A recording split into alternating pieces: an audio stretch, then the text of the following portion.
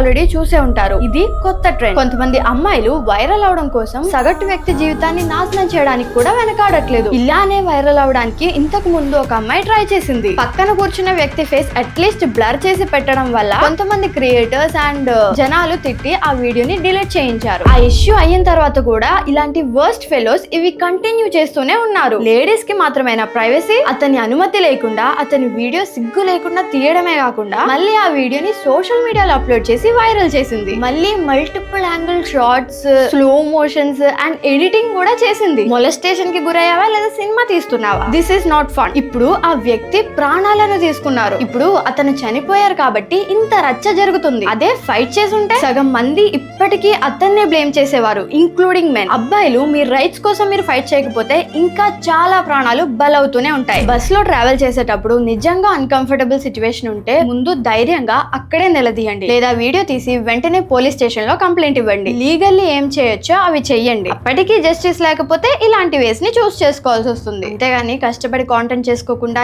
Easy reach కోసం, easy money కోసం, ఈజీగా వైరల్ అవడం కోసం క్యామ్ ఆన్ చేసుకుని ఒకరి దగ్గరికి వెళ్ళి మరీ ముట్టుకునేలా చేసి ఒకరి ప్రాణాలు తీసి ఆ కుటుంబాన్ని కన్నీటిలో ముంచి సిగ్గు లేకుండా మళ్ళీ ఎక్స్ప్లెనేషన్ వీడియో చేసింది అతనికి సైకలాజికల్ ప్రాబ్లం అని. ఎంత చేసినా ఇలాంటి వాళ్ళకి మాత్రం ఫేస్ బ్లర్ చేసి న్యూస్ చెప్తున్నారు. నైస్. అబ్బాయిల్ని జస్ట్ స్టేషన్ కి పిలిస్తే చాలు, పేరు, ఫోటో, ఇంటి పేరు, ఫ్యామిలీ ట్రీతో సహా ప్రత్యక్ష ప్రసారం చేస్తారు. పెట్టండి సార్ పెట్టండి, వైరల్ అవడం కోసమేగా ఇదంతా. మళ్ళీ మీరు ఫేస్ ఎందుకు బ్లర్ చేస్తున్నారు? ఇలాంటి వాళ్ళ ఫేసెస్ ని పెట్టి వైరల్ చేస్తేనే కదా ఉన్న ఫ్రీడమ్ ని మిస్యూజ్ చేసుకుంటే ఎలాంటి గతి పడుతుందో అందరికీ తెలిసేది. ఎంతో మంది కష్టపడి పోరాడి ఉమెన్ కి గుడ్ వేలో ఫ్రీడమ్ తెస్తున్నారు. ఇలాంటి చెత్త మనుషులు చెత్త ఆలోచనలతో మిస్యూజ్ చేసుకుంటూ పోతే రేపు నిజంగా మనకి జరిగినప్పుడు ఎవ్వరు మనకి సపోర్ట్ చేయరు. మనకి ఫ్రీడమ్ ఎంత ఇంపార్టెంటో మన అన్న, నాన్న, తమ్ముళ్ళకి కూడా అంతే important. The fight is not between men and women, it's between good and bad, wrong and right. Big hats off to all the women in Kerala who are raising their voices and standing up for men's rights